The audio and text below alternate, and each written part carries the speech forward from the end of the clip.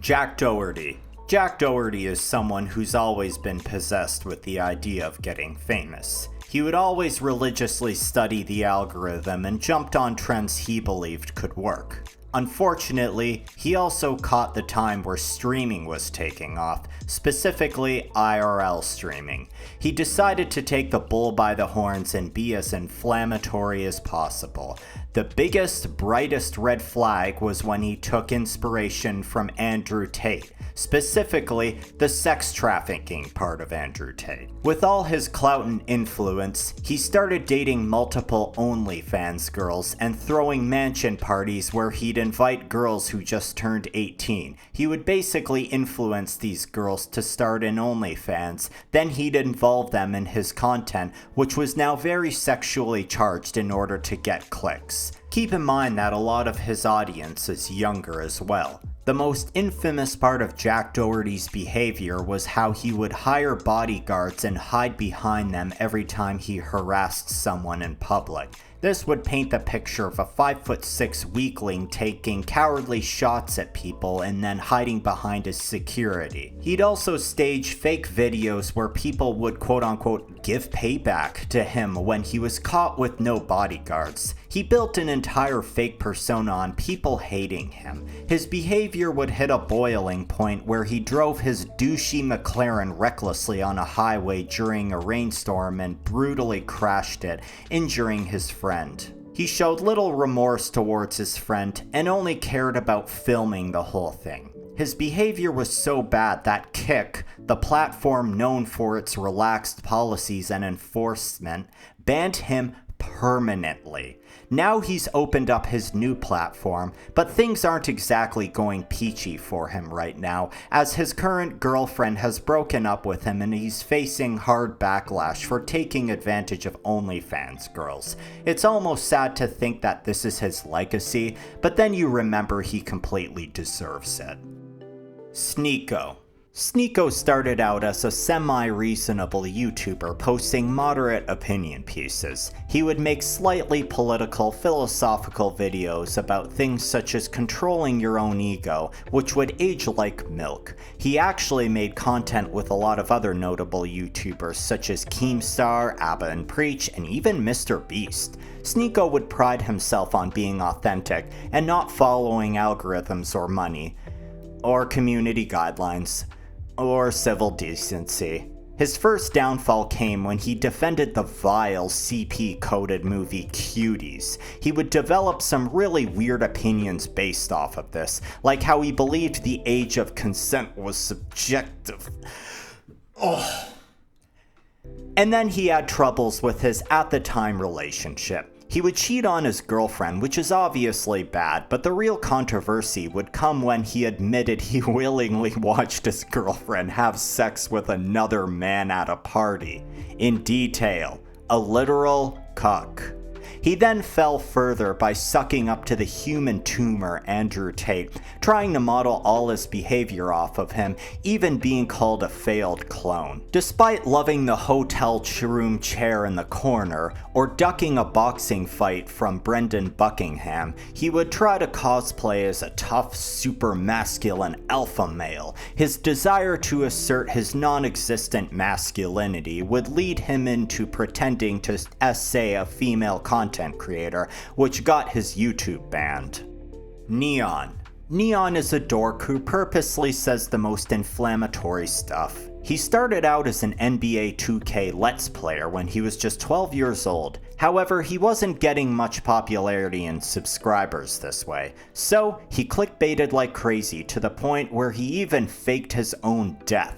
This would begin the rage bait era of his content, where he would shamelessly make inflammatory videos not to get laughs, but to piss people off. The first example of this was his coof-related videos, where he interviewed someone pretending to have the virus. After this, he would get in bed with Aiden Ross and associates and would take on the role of being an annoying little shit and then getting his ass kicked in response, physically or verbally. He's the kind of kid you'd give a swirly and not feel the slightest bit of remorse for it. Neon's behavior was so infamous that even Dana White actually banned him from a UFC game. He would even fake a lot of situations where he'd get his ass beaten. The absolute lowlight of Neon's career was when he raged out at a 14-year-old kid trolling him, saying he will make love to him until he bleeds. Neon has apparently improved his behavior a lot since then, and has even gone after Jack Doherty for being a glorified pimp, but it's hard to ignore the terrible legacy he left with the start of his career. Hasanabi. Hasanabi, or hasanpiker, or Chink's nephew, is a far-left radical streamer on Twitch infamous for his violent political rhetoric, toxic fanbase, and lack of ability to do proper research.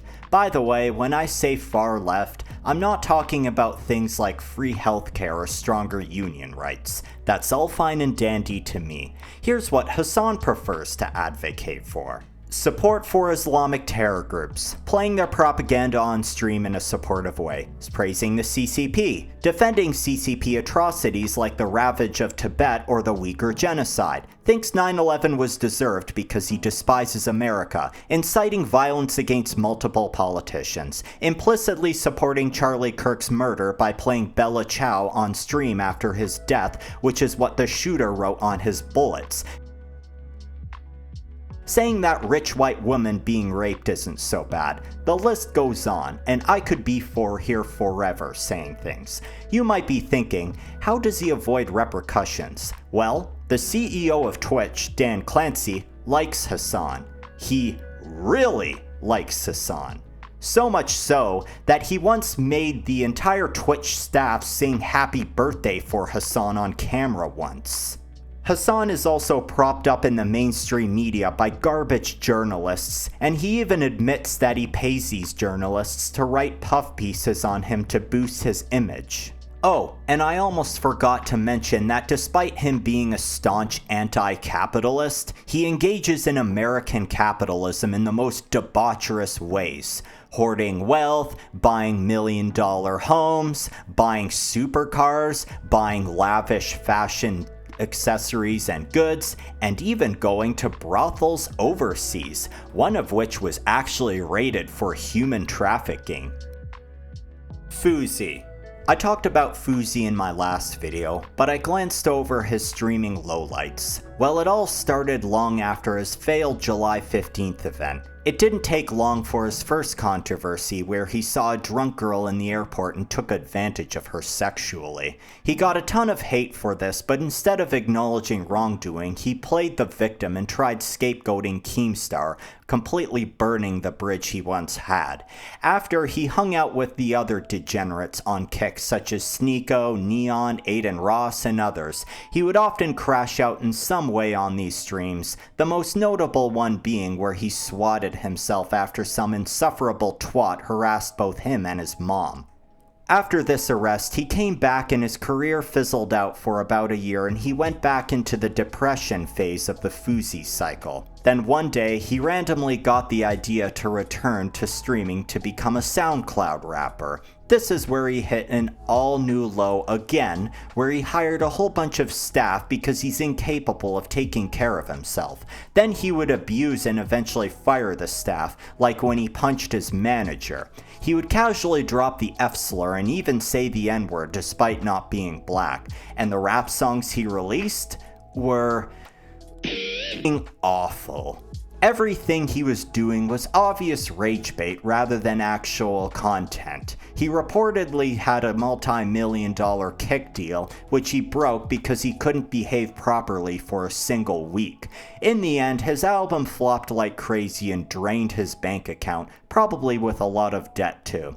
Right now, he's back into the depression phase of the Fousey cycle. Who knows if he's going to emerge anytime soon. Destiny. Destiny, also known as Stephen Bonnell, started out as a regular Debate Bro streamer. One of his most famous debates was when JonTron was exploring racist ideas. Over the years, he slowly gained hostility with many people and political factions. It started out with the far right and then the far left, which is fair game as those guys will always hate you as long as you disagree with them slightly. However, after the attempted assassination against Trump, Destiny started to make many more enemies on the moderate right based off of what he was saying. For one, he said he was happy an innocent bystander was killed at the event because it meant one less Trump supporter in a swing state. But even more egregiously, he said that if his conservative parents were at the rally, that they would be fair game and he wouldn't feel slightly bad if they were killed. Even some left-wing people were disgusted at this. Things would get worse as Destiny was revealed to be a complete sexual degenerate. He and his at-the-time wife were in an open relationship, and he had a son from a different relationship who he didn't really care about. But it got worse. He would have casual sex with other content creators, even on the right wing, many alleging that he literally sucked Nick Fuentes off. The big bombshell would arrive when he was caught casually sharing nudes of ex-sexual partners in his Discord servers, one of which he was doing it maliciously and even blackmailed them beforehand, knowing how wrong it was. This qualifies as revenge porn. He's also undergoing accusations of sharing pictures of underage girls. Oh God. Johnny Somali. Unlike others, Johnny Somali was a degenerate streamer almost right out of the gate. He would harass the crap out of innocent people in public in the most inflammatory way. For example, he would go on a train in Tokyo and shout out Hiroshima and Nagasaki, and this was just the start. He would continue escalating to the point where he would gain infamy. Japan is a more non-confrontational country when it comes to social norms, so when Japanese people start fighting back, you know it's bad. In these streams, he would unironically say he does the things he does because he's a sociopath who doesn't care about morality. His behavior would eventually lead to him being fined and completely banned from the entire country. So, what did Johnny do? He would do the same thing in other countries. First, he did it briefly in Israel, but the majority of his misbehavior onward would be in South Korea. When in Korea, he would do typical rat behavior such as play North Korean propaganda in public or wear Imperial Japan flags, obvious signs of disrespect. The most infamous act would be when he performed a striptease on the Statue of Peace, which is a memorial for women who were taken as sex slaves by Japan in World War II. He claimed he didn't know the significance of the statue, but we all know that's full of crap. He would continue being as disrespectful as possible until Korea had enough. First off, the South Korean citizens issued a challenge to track him down and physically attack him, many of which were successful. Second off, though, the government of South Korea actually banned him from leaving. He was in big trouble as he was arrested and hit with numerous charges. He's pled guilty to most of them, so thankfully he's going to be serving some jail time. His other two charges where he hasn't pled guilty carry a max of 10.5 years and can even be stacked for 21 years in total, and it's likely the prosecutors are going to throw the book at him. Vitaly. Vitaly is a Russian-American old-school prank YouTuber who got big not just by faking pranks, but also pulling off public stunts such as rushing fields of sports games. He had a quiet period not because he was retired, but because he took a bunch of psychedelics, rushed towards a random woman outside, and violently attacked her. Yeah, not off to a good start. Instead of rotting in prison where he belongs, he would eventually be let out and jumped into streaming. He started with predator hunting, which often involved him seeking out child predators online with fake child personas and then catching them the same way Chris Hansen does. but nothing would prepare you for his nuisance streaming in the Philippines. Vitaly would often quote-unquote prank security guards by reaching for their firearms, stealing their bikes, and other behaviors. He would often harass and film many strangers in public as well, being a general nuisance. Lots of streamers and YouTubers have gotten away with being degenerates in Japan and Korea, but Southeast Asia does not fuck around with that behavior in the slightest, and Vitaly was immediately arrested and the government ruthlessly threw the book at him. Now he's looking at 18 months in a Filipino prison, and both the Russian and American governments have refused to accept him back. Meanwhile, he looks like he's lost about 100 pounds. Man, withdrawal from steroid abuse must hit hard.